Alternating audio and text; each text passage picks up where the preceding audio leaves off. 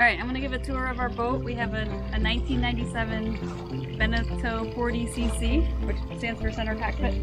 Cockpit's in the center of the boat. And the aft portion of our boat, we have a grill and a spot for a dinghy, which we do not have a dinghy right now. As you come forward, we come into the cockpit area. We have a pretty big wheel, so we got a folding wheel so that we can kind of scoot around the cockpit a little bit quickly. So these actually fold in. I'm not going to do it right now. We're going to do it right now. Yeah, let's do it. Alright. Basically the... You can do one side. Yeah, one side. This just scoots out, and then that folds over, and that kind of lets you get through here a little bit more easily in the cockpit. And we have up on the nav pod there, we have the MFD, multifunction display, which is our chart plotter. Upper left is depth gauge, and lower left is the auto helm. And as of this weekend, we were able to get everything all coordinated so that we can chart a course on the chart plotter and then have the auto helm just follow it, and we can just kind of just make sure we're not going to run into anything, but it'll do its thing. Okay. And then next, do you want to show the front of the boat? Yeah. Alright.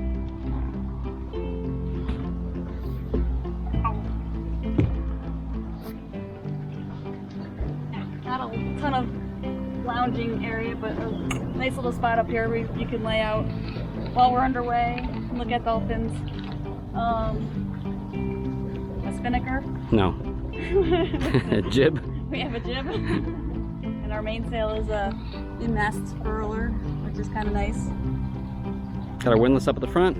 Yep. And one of the best things that we've got going on there is a washdown pump that uses raw water, so we can hose down the anchor and get all the mud off when we come back from using it.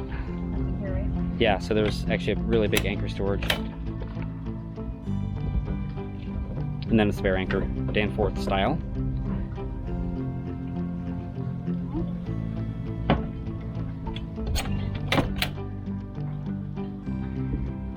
And next we're gonna go inside.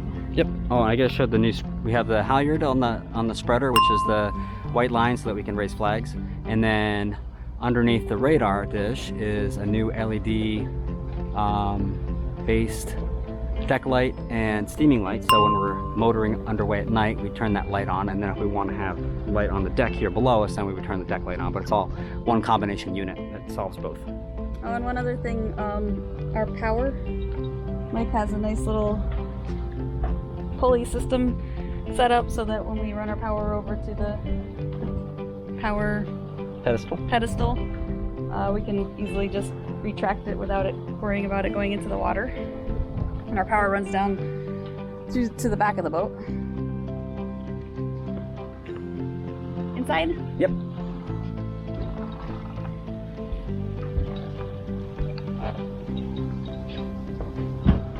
We do have a Dodger, which came in very handy this week with the rain and winds that we received. Except for Mike. Yeah, it was coming right over there and hit me in the face. You need to get a full enclosure one of these days. Alright.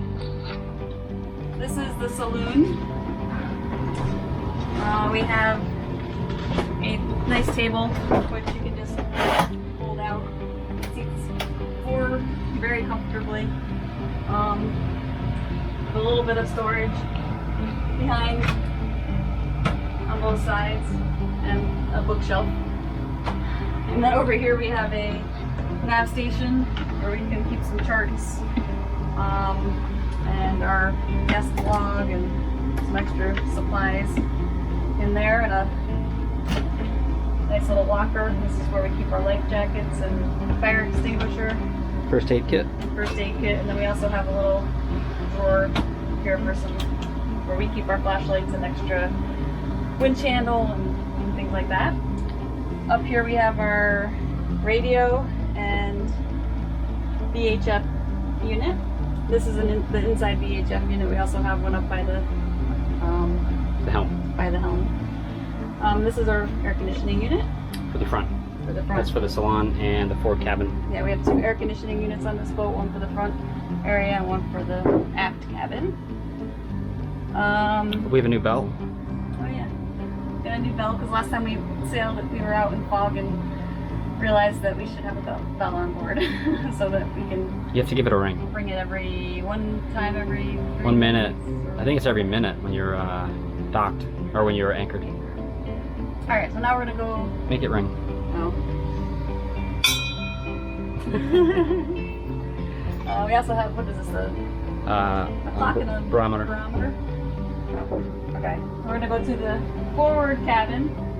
So this is the smaller of the two cabins. It's the guest cabin that has a, considered like a full-size bed. And a little bench area, a couple of lockers for folded clothes, and then a hanging locker for hanging clothes. And then 2 under the bed, right? 1 drawer. Oh, is it 1? Under the bed. Pretty nice sized drawer. And then a shelf across both sides for a little bit extra storage. And then this is our forward head. And the forward head is pretty small. Has a decent number of cabinets. It has 2 cabinets on this side and a double cabinet over on this side. The sink faucet is also the shower head, so this can be all shut off and the toilet paper can be blocked off, and you can hook this up into the. That's fine. Into the to that latch, and then you can shower in here.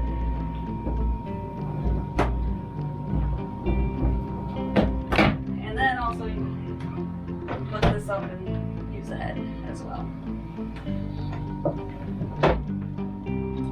Now we're gonna go back out through the saloon. All right, you passed me. Galley.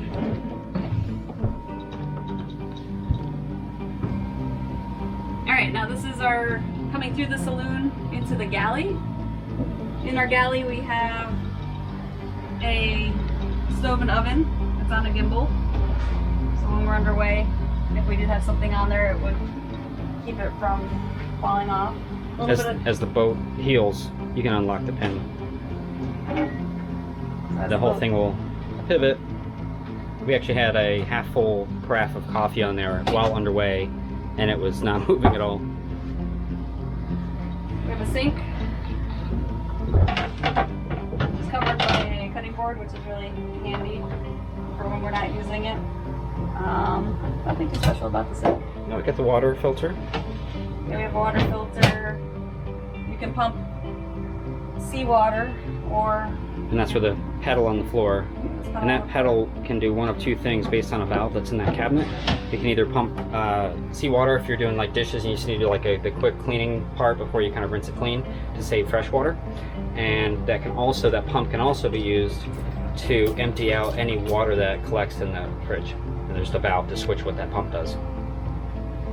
Speaking of the fridge, next section down here we have a fridge and a freezer unit.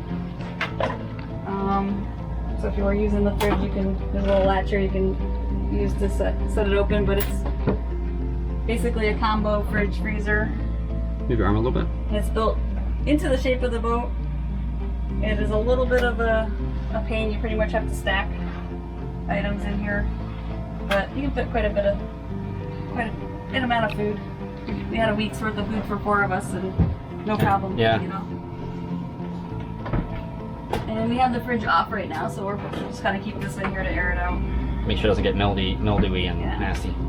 And then cabinet space above, and on this side we have additional cabinet space where we can keep our plates and pots and pans and bowls and utensils and all sorts of cooking utensils.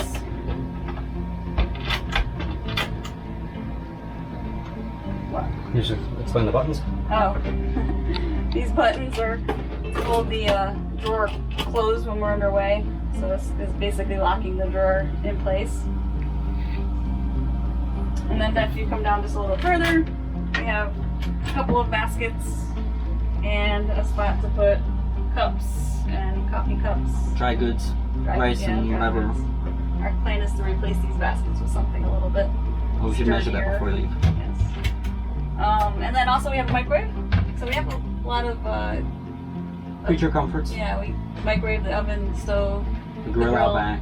so quite a bit of options when it comes to cooking.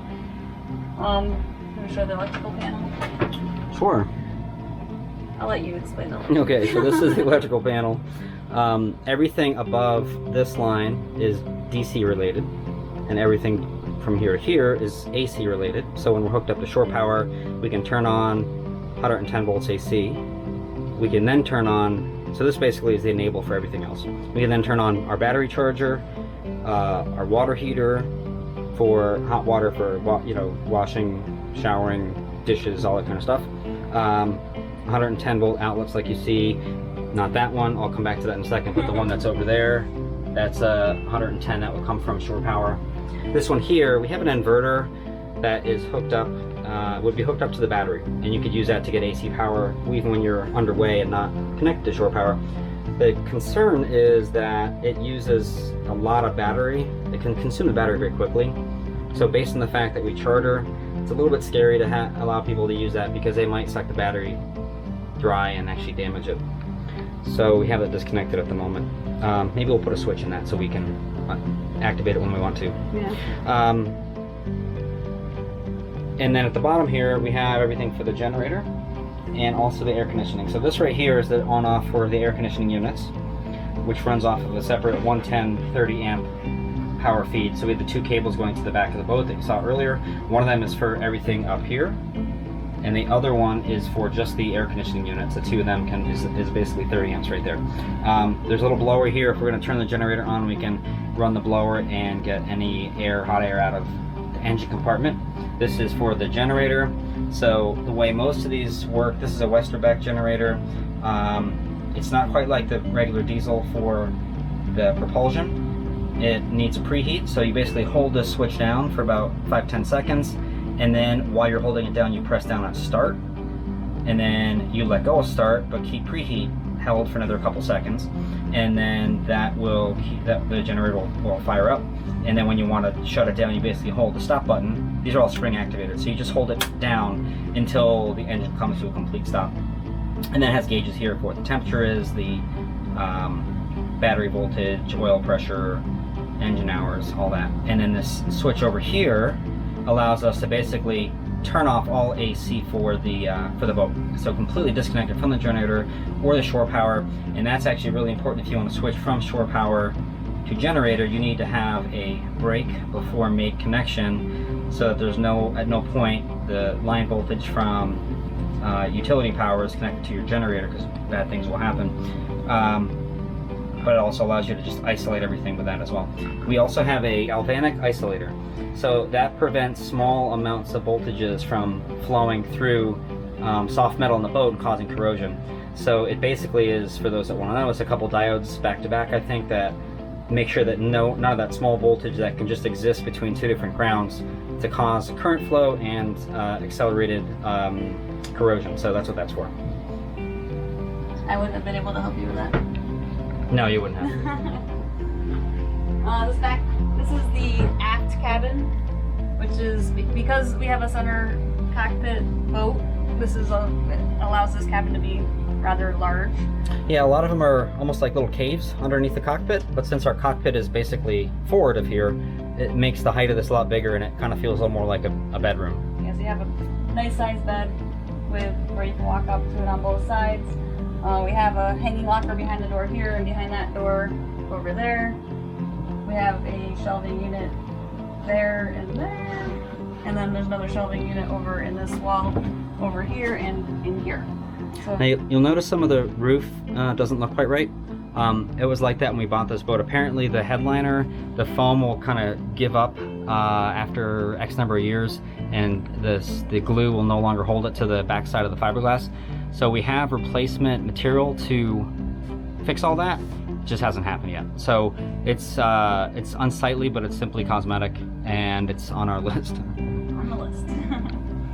And then if you come through the aft cabin, this is the aft head, a little bit larger than the forward head, but it is pretty much the same in function in that it has a head and a sink little bit of cabinet storage, and then you can also use the sink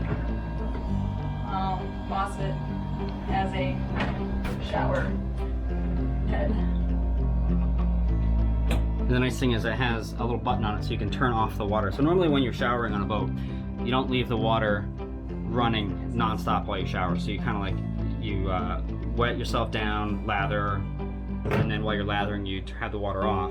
So a little push button on here allows that to be turned off, and you can go from kind of regular spray of water or dispensing of water to, if you pull that out, then you get more of a spray, which is nice. And all those mirrors open up, and those are all storage behind there. It's really just underneath the sink is there's things in there.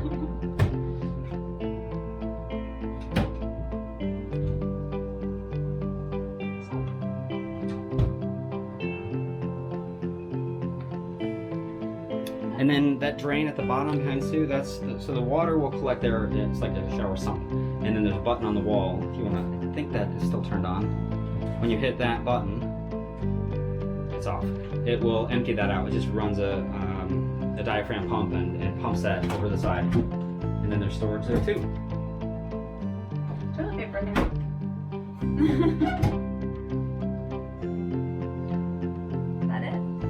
I think that's it. This is the engine. I'll show the engine. Oh yeah, the engine. This is the... How could we miss the engine? Yeah. This is the aft engine compartment.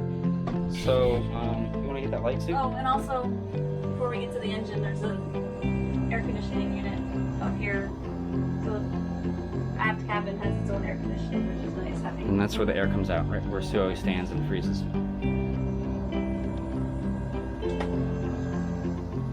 It's a pretty large engine compartment. Until you have to stand there and work, then it feels really small. There's actually, if you go into the right. You see the red? That's the genset, the generator. And then the diesel for propulsion is right in front of us. It's 50 horsepower. You see a through hole right there for the packing gland, which is basically comes up right to the propeller shaft right there. And that supplies fresh water to keep that cool and lubricated as it is spinning. And there's another through-hole valve right here, commonly referred to as seacock, and that is for the raw water for the generator. And then there's another one on the front for the engine. Oh yeah. So one thing I did, because there's always something you have to work on, whether you want to or not, is up here I have a tool chest and made a little, like a fiddle rail for it so it can't fall off. I know the light's really bad. It might get a little better when Sue opens that up.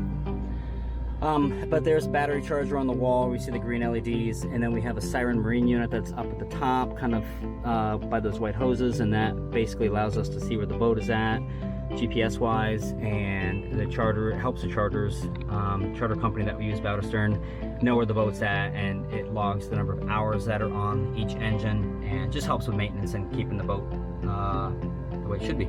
And over on this side, this is if you went to the saloon side where the stairs that came down from the cockpit, they lift up and give another entrance to the engine area so you can get to it from both sides, which is kind of nice.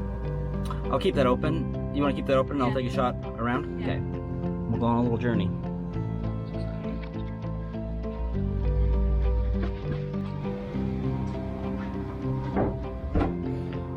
So that is with the stairs lifted, and that's why the table has a leaf to it, and that flops down so we can make sure that it can we can open the stairs. And then that's on a little hydraulic lifter because it's crazy heavy. And then there's the other side of the engine, and this is the through hole for that. I have notes on all this stuff because there's other people going in and out of here, so I want to make sure that the right things happen. So this is what we would do before we leave, is we'll close this, and that will make sure that if this hose were to rupture while we're not here, the boat doesn't take on water. So this is basically blocking off the water as soon as it possibly can be. And those through holes, they can break or need repair, but they're basically just a piece of, a lot of times, brass, maybe stainless steel. And they are basically sealed to the bottom of the hull, and there's really not a whole lot that can happen to cause them to you know, to leak. At least not like a hose or anything that's a lot more, I don't know, more likely to rupture or become damaged or anything else. And then we have one of our, there's 2 house batteries. House batteries are what allows us to run things when we are off power, right? We can run all kinds of DC things, our navigation electronics, all that. And then there's another battery for starting the engine, and that is under this seat here. And then we also have a main shutoff that's behind this cushion for both the batteries and also for the windlass, which is basically the anchor, what allows us to lift the anchor. So I'm going to turn that off too. We're buttoning up the boat because we're about to leave, so it's the perfect time to show all the fun stuff that no one cares about. Basically, underneath the floor, there's all sorts of different more storage compartments and seat Access backs points to turn on and off. And under all the seats, there's additional storage, so it's every inch of space is utilized, which is pretty nice. So if we missed anything, let us know. We'll be happy to go into more detail or cover it in a future video. But that is, I think, a pretty thorough tour of all the fun stuff. Maybe you can get into more detail on some of the electronics. Yeah, I can show that. If people want to see it.